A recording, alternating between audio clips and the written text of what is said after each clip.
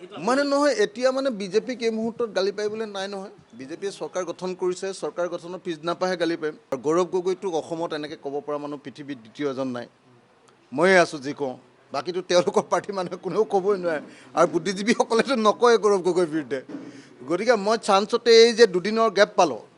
এই 2 দিনৰ গেপত অকণমান গৌৰৱ গগৈ গাটো গৰম কৰি দিছোঁ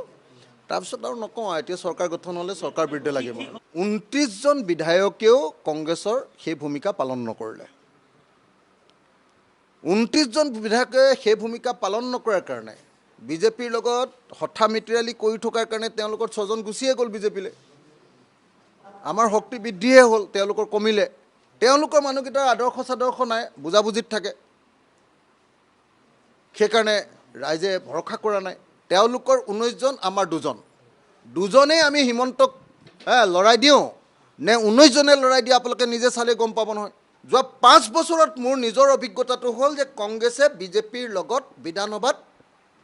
বুজাপুৰাৰ কৰি আছিল ইলেকশ্যনৰ আগদিনা